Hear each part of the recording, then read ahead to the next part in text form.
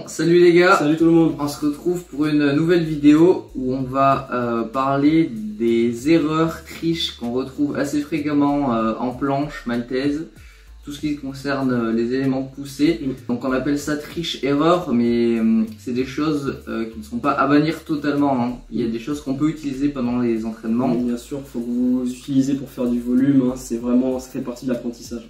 C'est juste au niveau de la performance, c'est des choses qui facilitent le mouvement ou juste qui les rendent dangereuses, qui sont assez fréquemment vues dans notre sport. Là donc on va vous montrer un peu ce qu'il faut éviter de faire une fois que vous avez un niveau un peu plus avancé. Il faut juste, même si vous êtes débutant, il faut en être conscient. Et donc on va vous montrer tout ça. Pour vous illustrer tout ça, on a pris plusieurs exemples d'athlètes. Ça peut être même nous-mêmes et tout, donc il n'y a aucune offense de qui que ce soit, hein. On se clash nous-mêmes souvent, donc il n'y a aucun souci à ce niveau-là. On sera les premiers à se clasher, il n'y a pas de souci. Donc on a juste trouvé les exemples les plus parlants. Donc il y aura différents types d'athlètes, hein, et c'est tout. Le but de la vidéo, c'est en aucun cas de cibler les athlètes ou quoi, c'est juste pour vous montrer. Ouais, c'est vraiment à titre informatif. C'est pour ça qu'on a essayé de se mettre nous et notre équipe aussi. Donc voilà, c'est parti, on commence avec la première erreur. Donc pour la première triche ou erreur, on va dire, on a appelé ça la kaménovisation parce que tout simplement c'est Kamenov qui a vraiment... Qui fait ça le plus souvent. Ouais, c'est caractéristique de ses presses, donc c'est le fait d'écarter les jambes pendant les presses et de plier les mollets. Il y a la monétisation qui est liée. Monétisation, kaménovisation. Et du coup, c'est vraiment le fait d'abuser la cambrure en presse et donc de légèrement plier les mollets donc pour faciliter la presse. Donc on précise que bien sûr pour s'entraîner et pour augmenter le nombre de répétitions, c'est pas du tout un souci, hein, ça fait partie de la progression. Mais niveau, on va dire, au niveau de la performance, ça compte pas du tout comme une presse. La presse. performance, c'est pas quelque chose qui est acceptable à un niveau plus élevé, on va dire. Ça réduit énormément le bras de levier et du coup ça a facilité énormément la presse. Ça a rien à voir avec une vraie presse. Faut vraiment pas hésiter à réduire le maximum possible le cambrage en presse. Ensuite, on continue avec la dead wide ou la banana. En fait, c'est le fait de, c'est surtout pour faire des pseudo maltaises. Donc, comme on voit ici, je faisais avant, le fait d'avoir un écart très réduit, pas du tout adapté à une maltaise, et de se laisser s'écraser pour être bas. Enfin, c'est souvent lié à une rétraction et tout, et c'est vraiment horrible. Donc là aussi, il y a, non seulement là, il y a le fait, il est vraiment pas très large, mais c'est le fait qu'il s'écrase, vous voyez les pecs ressortir. Et en plus, il est cambré banana, donc c'est vraiment caractéristique d'une position qui est vraiment pas bonne en maltaise. C'est pas une maltaise en fait. Sachant qu'en planche, en maltaise, le but c'est toujours de pousser au maximum. On vous montrera des exemples des bonnes positions après. Donc pour l'erreur suivante, toujours sur les maltaises, on a ce qu'on appelle la triche pont et la retenue poussiale. Alors je sais pas si vous voyez, mais imaginez ça, c'est le sol, c'est le fait d'avoir tout simplement les mains pas à plat en pont en maltaise. Plus vous êtes comme ça, en fait, ça signifie que votre corps est pas assez fort pour appliquer la pression loin de votre épaule. Et du coup vous réduisez la distance en vous appuyant le plus près possible pour que ce soit facile. Et pareil pour la retenue poussiale. C'est le fait quand on est en maltaise ou en wide de volontairement faire une rotation abusée de la main pour éviter de tomber en avant avec le pouce. Et du coup ça demande beaucoup moins de force évidemment, donc c'est le pouce qui retient plus que le biceps et l'avant-bras et les épaules du coup qui devraient retenir la chute. Ouais. Bon, pour la prochaine erreur qu'on a relevée, ça concerne les maltaises, qu'on dit back lever, parce que les épaules sont en dessous des mains. Donc il y a des gens, ils pensent que justement parce que c'est ultra large, ça fait back lever. Mais non, c'est juste en manque de force, parce que normalement une maltaise faut pousser, on peut jamais. On est soit aligné dans le plan, épaules, mains tout alignées, soit sinon c'est en back lever sans manque de pousser. Donc pour la triche suivante, nous avons le rebond ventral ou alors la triche piétale. Donc ça consiste à faire des départs sol en utilisant une sorte de rebond, donc comme vous avez vu sur le premier exemple, pour ensuite atteindre la position de maltaise, wide ou full. Et donc pour la triche pétale, ça va correspondre à appuyer avec le pied pour aider la poussée au sol en fait. Alors il y en a qui le font plus ou moins de façon camouflée, mais genre il y en a, ils ont carrément poussé à la moitié que leurs pieds touchent encore le sol. Comme vous pouvez voir avec les ralentis, vous voyez bien que avant même d'avoir décollé tout le corps, il y a encore les pieds qui sont en train de pousser. Et normalement, le but d'une levée sol en push-up ou en maltaise, c'est justement que ce soit dur et d'utiliser seulement la force.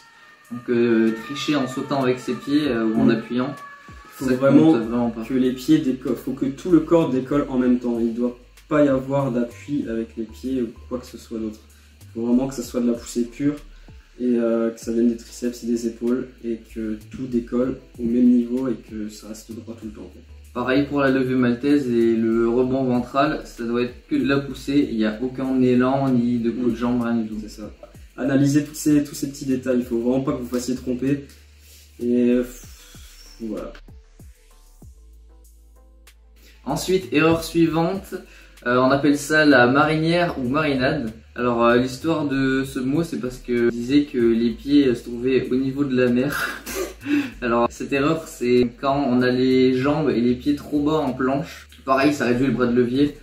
Au niveau performance, c'est beaucoup plus facile qu'une planche totalement droite et horizontale. Donc évitez de faire ça. C'est de quoi? Ça dépend. Si c'est une manière qui est très stricte, genre t'es vraiment très strict, pour presse c'est chiant, c'est trop, t'as plus de chemin à faire. Ouais. Mais ça peut aider à faire le fouetté précis aussi. Ouais. Mais moi, après la marinière qui est stricte, on va dire, il n'y a pas de portefeuille, pour moi ça peut être quelque chose qui rend le move plus difficile mais qui est tout de même pas correct. Il y a plus d'amplitude en fait. C'est plus quelque chose qui va être... ça va plus un peu aider pour les push-ups. Ça va rendre le mouvement plus difficile pour les presses, mais c'est surtout quelque chose d'esthétique pour moi. C'est le fait d'être en marinière, comme on dit, c'est plus quelque chose d'esthétique. Il faut être droit et point barre, c'est tout. Donc prochain détail erreur qui peut être souvent aperçu en planche, ça va, ou en front d'ailleurs, mais là ça va être, on appelle ça la rampe ou la rampe de lancement, la rampification. C'est tout simplement que votre corps, il est comme vous pouvez le voir, c'est le style qu'on utilise. Votre corps, au lieu d'être droit, il est en rampe. Donc, comme vous pouvez le voir, on pourrait mettre une fusée que ça décollerait parfaitement. Là, même problème que pour la marinière, ça réduit le bras de levier. Là, du coup, c'est plus facile pour les presses vu qu'il y a moins d'amplitude. Ouais, ça facilite grandement pour la durée des combos, pour les presses, tout ça. Donc pareil, c'est aussi un côté esthétique, il faut être droit et c'est tout. Est-ce qu'on dit que pour l'entraînement ça passe? Comme pour la caménovisation? Oui. 3, 2, 1. Donc bien sûr, comme pour la caménovisation en presse, des fois on peut pas descendre tout le temps à l'horizontale parce qu'on n'a pas la force pour pouvoir continuer le combo. Donc pour l'entraînement, c'est quelque chose d'utile qu'on peut faire, mais au niveau de la perf, je le redis, c'est pas valide. À un niveau un peu plus haut, oui, c'est pas quelque chose que vous pouvez considérer comme valide. On est fort en vidéo ou quoi? Alors sur la prochaine erreur, ça va plus être un détail technique, donc ça va être le fait de tout simplement ne pas avoir les jambes gainées, les genoux qui vont avoir tendance à plier, et c'est quelque chose qui n'est pas correct tout simplement. Ça va faciliter la planche, puisque ça réduit le bras de levier encore une fois. Donc pensez à vérifier tout ça, que ce soit les bras ou les genoux, tout doit être tendu en planche ou peu importe le mouvement. On contracte les jambes. Donc pensez à gainer les jambes et il ne doit pas y avoir de pliage de genoux quel que soit le mouvement. Ensuite, pour la prochaine erreur, on a la collinification qui concerne les planches push-up. Donc c'est un terme qui vient d'un ami de Lyon, donc en France, un français, et c'est en fait c'est sur lui qu'on l'a vu la première fois, du coup on utilise encore ce terme. Désolé Colin, on t'aime bien, mais ça vient de toi cette expression. Donc cette erreur, on va dire, ça consiste à descendre les épaules avant le corps, ou voire même que les épaules pendant les planches push-up. Vous voyez que les épaules, le torse descend plus bas que le reste de la ligne en fait. Donc là aussi vous pouvez le voir. Vous voyez qu'il y a un truc qui cloche. Ça fait pas comme une push-up où tout le corps descend en même temps. Normalement en push-up, les épaules, le bassin, les pieds, tout part en même moment et tout remonte au même moment. C'est ça. Donc il n'y a rien qui reste en haut, il n'y a rien. Donc c'est une erreur que vous pouvez voir généralement sur des gens qui manquent un peu de force ou de technique en push-up. Bon, ensuite pour le point suivant, on a toujours sur les planches push-up ce qu'on appelle l'amplitude sahanienne. Donc désolé San si jamais tu regardes cette vidéo, on n'a rien contre toi, mais c'est juste que comme Colin, c'est surtout la première fois qu'on a remarqué ça. C'est le fait d'avoir une demi-amplitude sur les push-up. C'est que vous allez juste à 90 degrés. Et après c'est notre avis, c'est mon avis. Mais pour moi une push-up elle doit casser cette barrière des 90 degrés en fait. C'est comme une pompe normale, hein, on descend... pec au sol, là c'est pareil. Il faut vraiment que vous dépassiez... Limite, il faut que les épaules aillent jusqu'à la barre ou un peu moins, un peu au-dessus pour que ça soit une vraie push-up tout simplement. Sinon, l'amplitude est vraiment trop réduite et en termes de performance, ça correspond pas trop. Donc voilà, si vous faites des push-ups ou que vous analysez les push-ups, essayez de regarder ça. Il faut toujours que l'épaule descende en dessous du coude. Donc pour la prochaine erreur qu'on peut voir relativement souvent, on a appelé ça la gadgification. Donc pareil, c'est la première fois qu'on l'a vu et qu'on a remarqué ça, c'était chez Gadji, donc sorry Gadji. Et du coup, ça consiste à, une fois que vous êtes en bas de la push-up, utiliser l'élan des jambes pour remonter et ensuite, une fois qu'il n'y a plus d'apesanteur, pousser et remonter jusqu'à la planche. Vous voyez que c'est les talons qui remontent en premier et donc ça fait une sorte de vague. Et c'est ce qu'on appelle la gadgification et c'est une erreur comme les autres qu'il faut éviter. La push-up doit rester en ligne droite et ne pas avoir de variation de jambes, ni de bassin, ni quoi que ce soit d'autre. Épaules, bassin et pieds doivent toujours être alignés au maximum. Et pas d'élan. Peu d'élan, il faut vraiment pas utiliser d'élan, il faut vraiment essayer en tout cas. Mais comme d'habitude, mes premières push-up étaient comme ça au début parce que moi aussi. Vous êtes obligé, vous allez vous manquer de force. Donc je le répète, je vais encore le répéter, pour vous entraîner et pour gagner en volume, n'hésitez pas à faire de la bas de forme. Là, c'est vraiment des choses qu'il faut éviter de faire une fois que vous avez un niveau assez élevé, on va dire. Pour vous entraîner, vous pouvez totalement. Il faut juste en être conscient en fait. C'est ça, il faut être conscient de ce qui est pas bon et ce qui est bon. Et il faut savoir faire les deux tout simplement. Et travailler sur la mauvaise forme. Et une fois que vous êtes en compétition ou que vous voulez montrer une performance, vous vous appliquez. C'est tout. Ah, vous dites quand même, avec tout le beurre que je mange, comment je fais? Ensuite, la prochaine triche, qu'est-ce que c'est? Donc la triche portefeuille, on l'appelle. Donc ça consiste à, lorsque vous allez voir des athlètes qui vont être en full, qui sont vraiment corrects, et la personne va avoir tendance, une fois descendue, à portefeuille, comme vous pouvez le voir dans la vidéo. Non, ce qu'on appelle portefeuille, c'est de casser l'alignement buste-jambe. Pour réduire le bras de levier, encore une fois, vous pouvez voir au ralenti. Ça consiste vraiment à faciliter le mouvement. Et pareil, c'est généralement un manque de force, mais c'est pas quelque chose qui est valide et correct. Ça réduit le bras de levier, ça réduit l'amplitude aussi parce que on doit pousser que de là à là au lieu d'avoir le coude réellement en arrière. C'est vrai. Bon, ensuite pour la triche suivante, on appelle ça toujours ce qui concerne les planches push-up, la dips iliacienne ou anciennement appelée la vagification. Donc oui, en fait c'est tout simplement une push-up qu'on va souvent croire qu'elle est deep, mais c'est simplement que la personne laisse tomber les jambes comme vous pouvez le voir. Pour utiliser l'élan. C'est en plus d'être une triche, ça utilise l'élan qui donne un rebond et qui permet de remonter beaucoup plus vite. Et sur Elias, on dirait vraiment qu'il est en dip, c'est pour ça qu'on appelle ça comme ça. On dirait vraiment une dip, c'est vraiment lui on a honoré son nom, son prénom et on a utilisé ce terme pour lui. Donc pour la prochaine erreur, c'est un détail que vous allez rarement voir et vous faire attention, mais le grip est quelque chose d'extrêmement important. On fera une vidéo plus tard très détaillée parce que c'est vraiment assez technique. Et là vous pouvez voir que l'arrière de sa main se décolle et c'est tout simplement pas bon, il y a une perte de force. Il n'y a aucun moyen de serrer une barre et d'avoir de la force quand on prend la barre comme ça. Donc le grip, faut faire attention. Évitez de faire ça. Donc pour la prochaine erreur qu'on voit assez fréquemment en planche, donc on l'a appelé le fait que ça ressemble à une couche en fait. Donc c'est le fait de ne pas avoir assez de rétroversion ou pas du tout. Antéversion.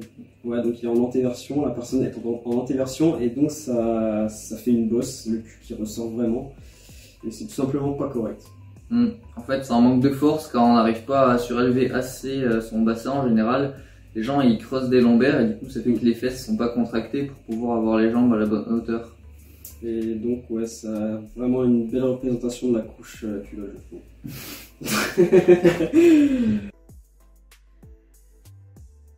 Bon, l'erreur suivante, c'est ce qu'on appelle la dead en planche. Donc c'est le fait d'avoir un angle d'avancement beaucoup trop important en full planche. C'est surtout visible sur les athlètes qui font des full planches sur barre parallèle parce qu'au sol c'est pas vraiment possible. Donc pourquoi c'est une erreur en fait? Bah déjà premièrement c'est qu'on n'utilise pas la force maximale de ses épaules pour se surélever le plus haut possible. Donc en termes de performance ça vaut pas autant qu'une vraie full planche bien haute. Quand on manque de force, forcément c'est une autre partie qui prend en charge, donc ça va être les poignets, donc ça va être cette partie qui va être beaucoup sollicitée. Et donc c'est considéré comme mauvais et ça peut être une triche en soi, mais voilà. Après forcément on peut pas toujours être à son maximum de la hauteur, il y a forcément un petit angle d'écrasement, mais le but c'est de pas abuser de cet angle et de tenir, de faire genre entier alors qu'on est ultra avancé. Toujours être le plus haut possible sur notre planche. Et voilà. Donc prochaine erreur, nous c'est ce qu'on appelle l'alexisation ou alexer en planche. Bah ça vient de Alex 113, tu vois, c'est des vidéos, hein, désolé, c'est comme pour les autres. C'est juste que c'est sur toi qu'on l'a vu la première fois. En fait c'est le fait de pas totalement tendre les bras en entier. Sur les planches principalement. Ouais, on voit ça de temps en temps chez plusieurs plancheurs, mais surtout chez les débutants. Ouais, les débutants ont tendance à ne pas tendre le bras totalement et sur certains athlètes confirmés ça peut se voir. Ils parfois vous diront que non, le bras il est tendu, mais non, ça se voit que généralement quand ils arrivent au handstand, vous voyez que le bras il est plus lock que quand ils sont en planche bizarrement. Donc faites attention à ça, c'est une petite erreur. Donc prochaine triche qu'on peut apercevoir sur les personnes qui vont faire des planches sur les points, c'est qu'ils vont utiliser le pouce et c'est un appui supplémentaire qu'on considère comme une triche, c'est beaucoup plus facile. Ça réduit forcément la douleur qui est censée être vraiment sur les phalanges et ça donne forcément aussi de la stabilité grâce au pouce qui est en appui total sur le sol, donc à éviter aussi. Bah ouais, forcément ça augmente la surface, donc c'est plus simple. Donc pour la prochaine erreur, donc c'est une erreur technique qui est assez fréquente, que ce soit débutant ou expérimenté, donc ça va être la rétraction. Donc c'est une erreur technique de par le manque de force et tout simplement technique parce que les pecs ne doivent pas être utilisés lors d'une planche et même d'une maltaise, excepté si elle est extrêmement large, mais malgré tout il faut holo et pour ça c'est le dentelé antérieur qui est utilisé. Ouais, donc la rétraction faut éviter, en plus que c'est invalide et que ça facilite le mouvement comme on l'a dit. C'est aussi dangereux comme on l'a expliqué dans la FAQ parce que vu que vos omoplates sont plaquées en arrière, le dentelé antérieur est étiré et forcer sur un muscle étiré, c'est pas très sécuritaire. Donc prochaine triche qu'on peut analyser souvent, des personnes qui camouflent leur non holo, volontairement ou pas, on ne sait pas, mais il faut que vous sachiez analyser que sous les t-shirts, il y a souvent de la rétraction, donc il faut que vous sachiez analyser ça, que vous regardiez de près pour que vous ne vous fassiez pas tromper tout simplement. Et il y a vraiment une différence entre quelqu'un qui est holo et quelqu'un qui n'est pas. Donc veillez à bien regarder ça parce que ça change totalement la performance et la difficulté du mouvement bien sûr. Donc là, pour que vous puissiez vous rendre compte et analyser la différence, on a mis quelques exemples de formes correctes en full planche. Donc en holo, où on pousse au maximum la protraction, on voit bien que le t-shirt est bien rempli, il n'y a pas de carré ni de pli, quoi que ce soit. Donc juste pour que vous voyez la différence et que vous appreniez à analyser ça. Donc comme là vous pouvez le voir, la différence est flagrante entre une maltaise qui est holo, donc c'est bien rempli, c'est bien arrondi, les omoplates sont vraiment plaquées sur le côté. Et comme précédemment vous avez vu, c'est totalement creux à l'intérieur et c'est pas du tout correct. Tant pour votre santé que pour la performance. Poussez au maximum. Pour l'erreur suivante, ça concerne donc également le holo, que certaines personnes ont tendance à abuser en arrondissant complètement le dos. Oubliez que le holo c'est juste une poussée, hein, faut pas tordre sa colonne vertébrale comme n'importe quoi. De 1, c'est pas esthétique, c'est mauvais pour votre santé de forcer en ayant la colonne vertébrale toute pliée pour vos cervicales. Et en plus, au niveau de la performance, ça facilite la planche parce que le bras de levier est réduit au lieu de votre colonne vertébrale d'être toute droite. Le bras de levier est beaucoup raccourci, donc ça rend la planche plus facile. Plus que sur votre holo, faut pas que ça impacte les lombaires, le début des lombaires, donc faut tout simplement que le holo il arrondisse le début du haut de votre dos. Lorsque vous abusez, vous voyez tout de suite que même moi sur mes anciennes formes, je l'abusais, même encore actuellement, quand je veux vraiment avoir une hauteur, parce que j'ai besoin d'avoir une certaine hauteur certaines fois, ça m'arrive que j'engage mes lombaires et que ma forme soit horrible et bien trop holo, et c'est un holo qui n'est pas du tout valide. Donc faites attention à ça, c'est pour votre santé au niveau des cervicales, c'est très important de ne pas trop en abuser, juste qu'il soit correct et un peu prononcé. Ça doit rester qu'une poussée au niveau des épaules et pas de tout le corps.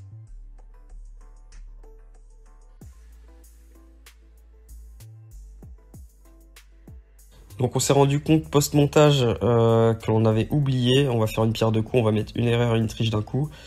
Donc les deux sont liés. Donc ça va être la chute constante que l'on ne peut pas considérer comme un hold. Donc vous pouvez voir sur cette vidéo que du début à la fin c'est une chute. Donc on ne peut pas compter de secondes. Pour moi c'est pas valide, c'est pas un hold. Donc si on prend la définition de l'isométrie, hein, donc c'est le fait d'être immobile. Donc il ne doit pas y avoir la moindre chute, ni variation de corps, ni quoi que ce soit d'autre. Et deuxièmement, quand on compte, quand on commence à compter, on ne commence pas par une seconde. On ne commence pas par la première seconde. On ne fait pas 1, 2, 3. Non, on commence par 0, 1, comme un chronomètre en fait. Donc voilà, ce sont des erreurs qu'on avait oublié de vous communiquer. Donc voilà, c'était la dernière erreur. Donc on a essayé, je pense qu'on n'en a pas oublié, on a essayé d'analyser le plus possible toutes les erreurs et triches qui peuvent y avoir. En tout cas, c'est les plus fréquentes. Ouais, c'est les plus fréquentes, je pense. Si vous en avez d'autres qui vous passent par la tête, n'hésitez pas à nous dire en commentaire. Et n'hésitez pas à partager, à mettre des likes si ça vous a plu, ça nous aide beaucoup. Voilà, donc on espère que cette vidéo vous aidera. Vous saurez peut-être un petit peu mieux analyser vos propres performances ou celles des athlètes. On répète, c'est en aucun cas pour agresser des personnes ou quoi. Bien sûr. C'est juste pour vous aider, vous faire comprendre un peu comment ça marche. On a donné des petits noms amusants à chaque erreur ou triche, tout simplement parce qu'on trouve ça drôle. Et c'est juste notre vocabulaire, on n'allait pas inventer des noms. Ouais, c'est ça, c'est notre vocabulaire tout simplement. On a beaucoup d'autodérision, on aime même dire de la merde et voilà, tout simplement. Bon, sur ce, fin de la vidéo. Merci d'avoir regardé et on se retrouve pour une prochaine vidéo. À la prochaine, salut.